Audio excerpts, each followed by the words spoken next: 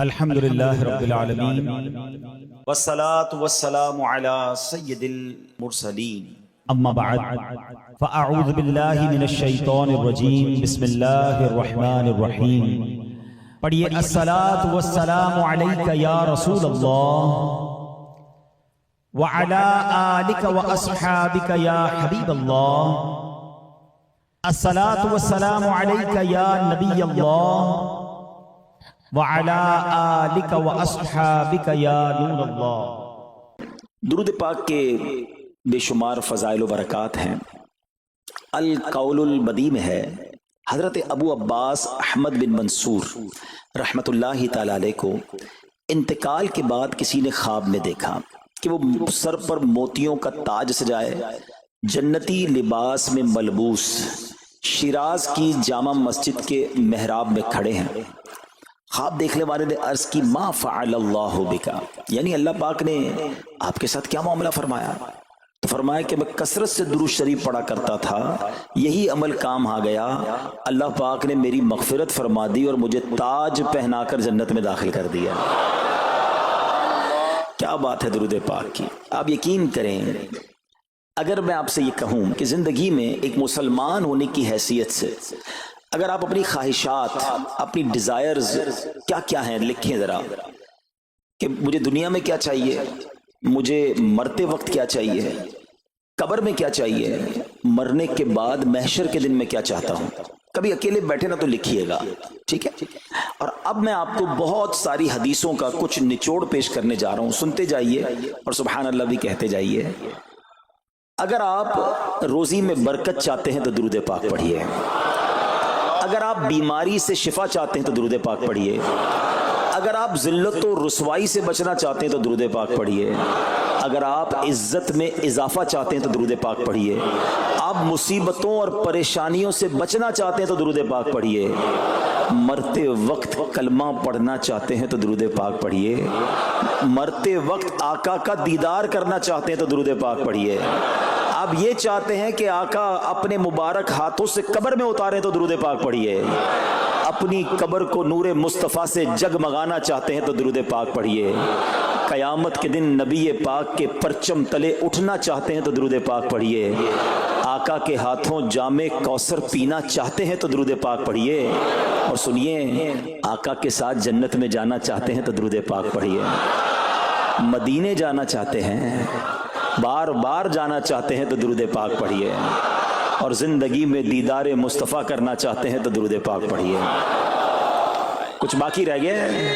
اللہ اکبر یا رسول اللہ، مجھے بتائیے اور کچھ باقی رہ گیا ہے؟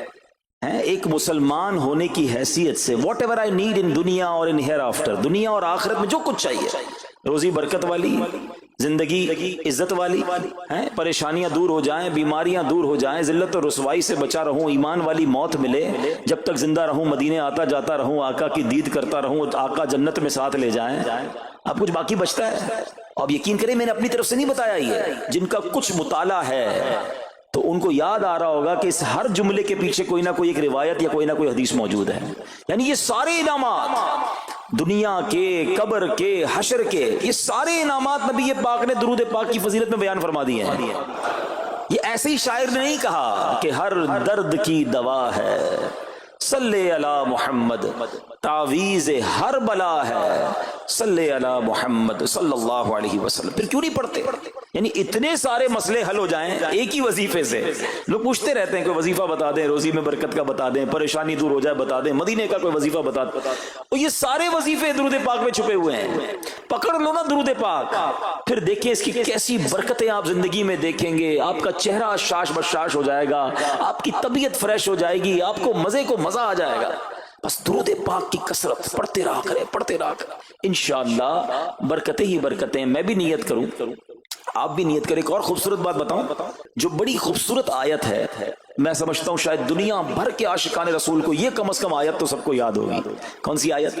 ان اللہ وملائکتہ یصلون علی النبی یا ایھا الذین آمنوا صلوا علیہ وسلموا تسلیما. مل کر درود پاک. اللہم صل علی سیدنا و مولانا محمد طب القلوب ودوائها وعافیت الابدان وشفائها ونور الابصار وضیائها وعلی آلہ وصحبہ وبارک وسلم. اب یہ جو آیت درود ہے نا شعبان کے مہینے میں نازل ہوئی ہے، تو چلو نیت کر لیں انشاءاللہ اب سے روزانہ کثرت سے درود پاک پڑھیں گے انشاءاللہ. آئیے مل کر محبت کے ساتھ ایک بار پھر درود پاک. صلو علی الحبیب صلی اللہ تعالی علی محمد صلی اللہ علیہ وسلم. مشہور صحابی حضرت ابو ہریرہ رضی اللہ تعالیٰ عنہ فرماتے ہیں کہ ایک مرتبہ میں رسول اکرم نور مجسم صلی اللہ تعالی علیہ وآلہ وسلم کی اقتداء میں نماز عشاء پڑھ کر واپس جا رہا تھا. میں نے دیکھا کہ ایک عورت اپنے آپ کو پوری طرح ڈھانپ کر سڑک کے ایک کنارے پر کھڑی ہے اور اس نے مجھے پکارا کہ اے ابو ہریرہ ذرا میری بات سنو. آپ کہتے ہیں میں قریب گیا، میں خلاصہ عرض کر رہا ہوں. تو اس عورت نے کہا کہ مجھ سے بہت بڑا گناہ ہو گیا ہے، کیا میری توبہ قبول ہوگی؟ حضرت ابو ہریرہ نے اس سے سوال کیا کہ کیا گناہ ہو گیا؟ اس نے گناہ کی تفصیل بتائی، کافی بڑا گناہ تھا. آپ نے کہا کہ تو ہلاک ہو گئی اور تو نے دوسروں کو بھی ہلاکت میں ڈال دیا، اتنا بڑا گناہ کیا، اب تم توبہ کی امید رکھتی ہو؟ اللہ پاک کی قسم تیری توبہ قبول نہیں ہوگی. جب آپ نے یہ کہا تو وہ عورت خوف خدا سے کانپنے لگی اور اتنا زور سے کانپی کہ کانپتے کانپتے وہ بے ہوش ہو گئی. آپ نبی پاک کی بارگاہ میں آ گئے. اب آپ کو خیال آیا کہ یار میں نے اس کو کہہ تو دیا مگر میں نے اللہ کے نبی صلی اللہ تعالی علیہ وسلم سے مشورہ تو نہیں کیا، پیارے آقا سے پوچھا تو نہیں. اب آپ نبی پاک علیہ الصلوۃ والسلام کی بارگاہ میں آئے اور آقا سے عرض کی کہ حضور ایسا ہوا اور ایک عورت مجھے ملی اور اس نے مجھے اپنا گناہ بتایا. میں نے کہا اتنا بڑا گناہ، اب تیری توبہ قبول نہیں ہوگی. اللہ اکبر. جب نبی رحمت شفیع امت صلی اللہ تعالی علیہ وسلم نے یہ بات سنی تو فرمایا انا للہ و انا الیہ راجعون. اے ابو ہریرہ تو خود بھی ہلاک ہوا اور تم نے اس عورت کو بھی ہلاکت میں ڈالا، کیا تمہیں اللہ پاک کا یہ فرمان یاد نہیں؟ پھر نبی پاک علیہ الصلوۃ والسلام نے قرآن مجید فرقان حمید کی یہ آیت تلاوت کی. ذرا غور سے تلاوت سنیے گا. اللہ کریم ارشاد فرماتا ہے بسم اللہ الرحمن الرحیم الا من تاب وآمن وعمل عملا صالحا فأولئك يبدل الله سيئاتهم حسنات وكان الله غفورا رحيما. ترجمہ کنز العرفان. مگر جو توبہ کرے اور ایمان لائے اور اچھا کام کرے تو ایسوں کی برائیوں کو اللہ نیکیوں سے بدل دے گا اور اللہ بخشنے والا مہربان ہے. حضرت ابو ہریرہ نے جب یہ آیت کریمہ سنی اور پیارے آقا علیہ الصلوۃ والسلام کا یہ فرمان سنا تو آپ کو احساس ہوا کہ میں نے غلط مسئلہ بیان کر دیا ہے. آپ پر یہ احساس اتنا غالب ہو گیا کہ آپ مدینہ منورہ کی اب گلیوں میں آواز لگانے لگے. ایک عورت نے مجھ سے رات ایک مسئلہ پوچھا تھا، کوئی بتا سکتا ہے وہ عورت کون ہے؟ آپ سارا دن مدینے کی گلیوں میں آواز لگاتے رہے مجھے اس عورت کا پتہ بتاؤ جس نے مجھ سے مسئلہ پوچھا تھا. اب رات ہوئی تو وہ عورت آپ کو کل والی جگہ پر پھر کھڑی مل گئی. آپ فوراً اس عورت کے پاس پہنچے، اسے نبی پاک کا فرمان سنایا اور کہا تمہیں مبارک ہو، اگر تم توبہ کرو گی تو اللہ تمہاری توبہ قبول فرما لے گا. اب یہ عورت اتنی خوش ہوئی کہ مارے خوشی کے کہتی ہے کہ میرا ایک باغ ہے، میں نے اپنے گناہ کے کفارے میں وہ باغ راہ خدا میں صدقہ کر رہی ہوں. یہ پورا باغ ہے ابو ہریرہ میں اللہ کی راہ میں صدقہ کرتی ہوں. اللہ اکبر. اے میرے پیارے اسلامی بھائیو، اس ایک واقعے میں ہمارے لیے بہت کچھ ہے. پہلے تھوڑا سا تربیت کے مدنی پھول. ذرا سمجھیے کہ اتنی بڑی ہستی ہیں سیدنا ابو ہریرہ رضی اللہ عنہ، لیکن جیسے انہیں پتا چلا کہ میں نے یہ مسئلہ تو بیان کر دیا ہے مگر نبی پاک علیہ الصلوۃ والسلام سے پہلے اس کا حکم تو پوچھ لیتا، یہ ہمیں کیا درس دے رہا ہے کہ بغیر علم کے اپنی طرف سے شرعی مسئلہ بیان نہیں کرنا چاہیے. جو بغیر علم کے دینی مسئلے بتاتا ہے وہ خود بھی ہلاک ہوتا ہے اور دوسروں کو بھی ہلاکت میں ڈالتا ہے. ہاں میں بتاتا ہوں نا اس کا مسئلے کا حل کیا، حالانکہ خود کہیں پڑھا نہیں ہوتا. تو جب تک آپ کو علم نہیں ہے، آپ جانتے نہیں ہیں، تو کسی مسئلے کو بیان نہیں کرنا چاہیے. دوسری بات کہ اگر خدا نہ خواستہ کوئی غلط مسئلہ بتا بیٹھا یا بتا تو درست رہا تھا، بتاتے بتاتے غلطی کر بیٹھا، تو اسے چاہیے کہ ازالہ کرے، فوراً اس کا جو بھی ازالہ بنتا ہے وہ کرے. سیدنا ابو ہریرہ رضی اللہ عنہ کا ازالہ تو دیکھیں کہ آپ کو جیسے ہی پتا چلا کہ اصل مسئلہ یہ ہے، اب آپ مدینے کی گلیوں میں صدا لگا رہے ہیں، تلاش کر رہے ہیں، پورا دن ڈھونڈتے رہے اس خاتون کو کہ میری سے غلطی ہو گئی، میں نے اس کو غلط مسئلہ بتایا، تاکہ اس کو تلاش کر کے اس کو درست مسئلہ بتایا جائے۔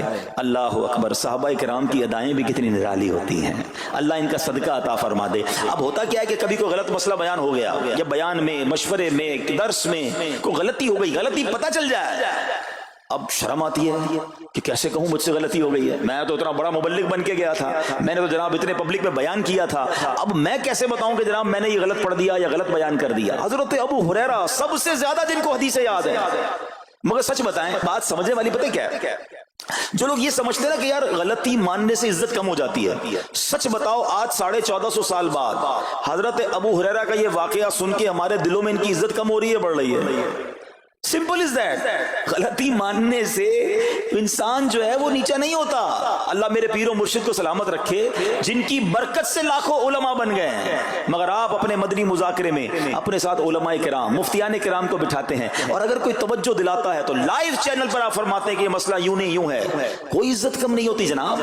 تو سبحان اللہ، دو باتیں سیکھنے کو ملی کہ پہلے بتانا ہی نہیں ہے، اگر نہیں آتا تو اپنی بڑائی مارنے کے لیے بندہ کہتے مجھے نہیں معلوم، واللہ عالم میں نہیں جانتا، اور اگر آپ کو لگتا ہے میں صحیح بتا رہا ہوں اور پھر بعد میں کوئی توجہ دلا دے کہ آپ نے غلطی کی ہے، تو پھر اس کو بالکل مانے بھی اور اس کا ازالہ کریں۔ اچھا، اب علماء کرام نے بڑے پیارے طریقے بتائے۔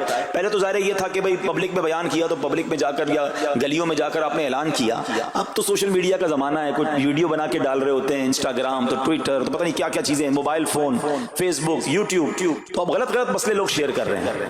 ایک یہ بڑا مسئلہ پتہ کیا ہو گیا، ہمارے موبائل پہ جیسے ہی کوئی ویڈیو کلپ آیا، کسی کا بھی آیا، یا کوئی پوسٹ آ گئی، کوئی فضیلت ہی آ گئی، نہ چیک کرنا ہے نہ کچھ کرنا ہے، اس کو فوراً فارورڈ کر دینا ہے، حالانکہ اس میں بعض اوقات غلط مسئلے ہوتے ہیں، بعض اوقات غلط حدیثیں ہوتی ہیں، ہمیں پتہ ہی نہیں ہوتا، ہم سمجھتے ہیں آگے شیئر کر دیں۔ اچھا، شیئر کرنے والوں کا بھی بڑا مسئلہ ہے، اگر کوئی وظیفہ، کوئی نفل، کوئی بھی چیز ہے، خود پڑھنی نہیں ہے، آگے 100 لوگوں کو بھیج دینی ہے، پہلے خود تو پڑھو۔ اچھا، خود بھی پڑھنے سے پہلے کہاں چیک کروایا؟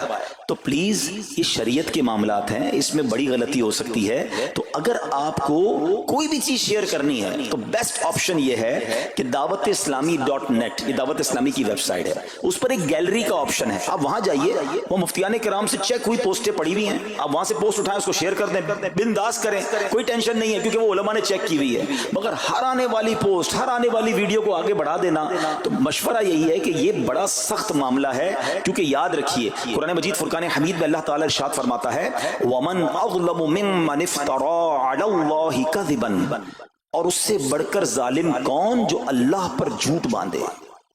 اچھا، اس کے بارے میں علماء فرماتے ہیں کہ اللہ پر جھوٹ باندھنے والا سب سے بڑا ظالم ہے۔ جب ہم کسی کو دینی مسئلہ بتاتے تو اس کا مطلب کیا ہوتا ہے کہ اللہ نے فرمایا یا اللہ کے حبیب علیہ السلام نے فرمایا، اس کا مطلب اگر وہ ایسا نہیں ہے تو یہ اللہ پر جھوٹ باندھنا ہو گیا نا۔ ہم نے تو کہا مجھے تو پتہ نہیں تھا، کسی نے پوسٹ بھیجی تھی، کسی نے بتایا تھا، اچھا میں نے کہیں سنا تھا۔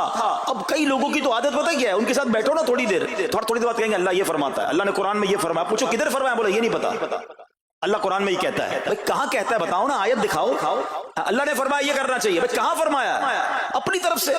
اچھا، کیونکہ کہیں سنا تھا، کہیں دوستوں کی محفل میں آدھی بات یاد تھی، ارے ڈرنا چاہیے کہ میں کیسے کہہ دوں کہ اللہ نے فرمایا، میں کیسے کہہ دوں نبی پاک علیہ السلام نے فرمایا، جب یاد نہیں، پڑھا نہیں۔ امیر اہل سنت کی آپ نے احتیاط دیکھی ہے، آپ حدیث کی کتاب منگاتے ہیں کہ پورا دیکھ کر پڑھتے ہیں، مگر یہاں تو اپنی مرضی سے چل رہا ہے معاملہ۔ خدا کے واسطے ہم سمجھ رہے ثواب کما رہے ہیں، اور ایسا نہ ہو کہ گناہ جاریہ والے کام ہو رہے ہوں۔ تو میں نے آپ کو آسان حل بتا دیا کہ دعوت اسلامی کے جو آفیشیل سوشل میڈیا کے پیجز ہیں، اگر آپ کو شوق ہے تو وہاں سے کوئی پوسٹ اٹھا لیں، وہاں سے کوئی چیز اٹھائیں اور اس کو شیئر کریں، باقی خدا را ان کاموں کو اپنی مرضی سے آگے نہ کریں، کہیں ہم گناہ گار نہ ہوں۔ تو ایک بات تو ہمیں اس پورے واقعے سے سیدنا ابو ہریرہ رضی اللہ تعالیٰ کو جو انداز، آپ کی عاجزی، آپ کا ازالہ کرنا، آپ کا اس عورت کو تلاش کرنا، یہ سکھا رہا ہے کہ مسئلہ غلط بیان کرنا کتنا بڑا مسئلہ ہے۔ اللہ کرے کہ ہم اس کو سمجھیں۔ اب دوسری خوبصورت بات، آئے ہائے، عورت کا گناہ ہے، بڑا گناہ ہے، مگر نبی پاک نے جو آیت بیان فرما دی اور جو اس تک پیغام پہنچایا کہ توبہ کر لو، میرا رب توبہ قبول فرما لے گا۔ آئے ہائے میرے پیارے اسلامی بھائیو، کتنا ہی بڑا گناہ کیوں نہ ہو جائے، اللہ سے مایوس نہیں ہونا ہے، اس کی رحمت سے مایوس نہیں ہونا ہے، کیونکہ میرے آقا مدینے والے مصطفیٰ صلی اللہ تعالی علیہ وسلم فرماتے ہیں التائب من الذنب کمن لا ذنب لہ، گناہوں سے توبہ کرنے والا ایسا ہے جیسا اس نے گناہ کیا ہی نہیں ہے۔ ختم, null and void, deleted. یہ اتنی بڑی اللہ کی رحمت ہے کہ بس سچی توبہ ہو جائے نا, اللہ اس کو سارے اس کے گناہ معاف فرما دیتا ہے. حضرت عبداللہ ابن عبید رحمت اللہ تعالی سے روایت ہے, فرماتے ہیں کہ اللہ پاک کے نبی اور ہم سب انسانوں کے والد محترم حضرت آدم علیہ الصلوۃ والسلام نے اللہ پاک کی بارگاہ میں عرض کی, اے رب عز و جل, تو نے شیطان کو میرا دشمن بنایا ہے لیکن میری اولاد اس کا مقابلہ کرنے کی طاقت نہیں رکھتی. تو اللہ پاک نے فرمایا, اے آدم, آپ کی اولاد میں قیامت تک جو بھی انسان پیدا ہوگا میں اس کے ساتھ ایک محافظ فرشتہ مقرر فرما دوں گا جو انسان کے لیے شیطان کی جو چال ہے اس سے اس کی حفاظت کرے گا. حضرت آدم علیہ الصلوۃ والسلام نے عرض کی, مولا مزید کرم فرما. اللہ پاک نے فرمایا, اے آدم, آپ کی اولاد کو ایک نیکی کا اجر 10 گنا ملے گا. نیکی ایک کریں گے, اجر ملٹیپلائی بائی 10 ہو جائے گا. اور پھر اللہ نے فرمایا اس پہ مزید بڑھاؤں گا, جبکہ گناہ کوئی ایک کرے گا تو اس کے نامہ اعمال میں ایک ہی گناہ لکھا جائے گا. اللہ کی شان دیکھو, ایک نیکی اجر 10 گنا, گناہ ایک لکھا بھی ایک جائے گا. حضرت آدم علیہ الصلوۃ والسلام نے عرض کی, مولا اور کرم کر دے. دیکھو شروع سے ہم پر مہربانیاں ہیں. حضرت آدم علیہ السلام بھی اپنی اولاد کے لیے اللہ کی بارگاہ میں عرض کر رہے ہیں. اللہ پاک نے فرمایا, اے آدم, جب تک روح انسان کے بدن میں رہے گی میں اس کی توبہ قبول کرتا رہوں گا. جب تک زندہ ہے نا, جب تک توبہ کر لے اس کی توبہ قبول ہو جائے گی. اللہ اکبر, کتنا کریم ہمارا مولا ہے, ہمارا پروردگار کیسا رحیم ہے. جب بھی گناہ ہو جائیں فوراً اللہ کی بارگاہ میں حاضر ہو جایا کرو, اپنی غلطی کا اقرار کر کے شرمندہ ہو جایا کریں.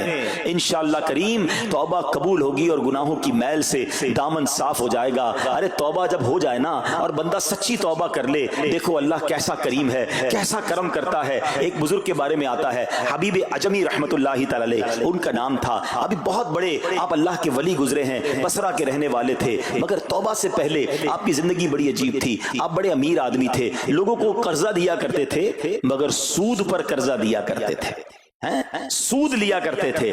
حال ایسا تھا کہ جب کسی سے سود لینے جاتے تھے یا قرضہ لینے جاتے تھے, وہ پیسہ نہ دیتا, لیٹ ہو جاتا تو اس سے جرمانہ وصول کر لیا کرتے تھے. ایک مرتبہ ایک مقروض کے دروازے پر گئے, وہ مقروض تو گھر پہ نہیں تھا, اس کی بیوی تھی. تو کہا میرا شوہر تو آج گھر پر نہیں ہے, نہ ہی میرے پاس رقم ہے کہ آپ کو دوں. آپ نے کہا مجھے تو چاہیے, کچھ نہ کچھ تو جرمانہ دینا ہوگا. تو اس نے کہا ہم نے ایک بکری ذبح کی ہے, گوشت تو سارا بانٹ دیا, کھا لیا, اس کا سر موجود ہے. آپ نے کہا یہی دے دو. سود میں پیسے نہیں ملے تو بکری کا سر لے آئے. اچھا, اب جب بکری کا سر لے کر آئے تو اپنی زوجہ کو کہا کہ پکاؤ اس کو. تو زوجہ بولی گھر میں نہ لکڑیاں ہیں نہ دوسرا راشن ہے. چنانچہ اب لکڑیاں اور دوسرا راشن وغیرہ بھی دیگر مقروضوں کے گھر گئے اور وہاں سے سود میں کسی سے لکڑیاں پکڑ لی, کسی سے دوسرا راشن مسالہ وغیرہ چیزیں پکڑ لی, وہ بھی لے آئے. کہا لو پکاؤ. اب زوجہ نے ہانڈی بنائی, ابھی کھانا تیار ہو رہا تھا کہ اتنے میں ایک بھکاری آ گیا.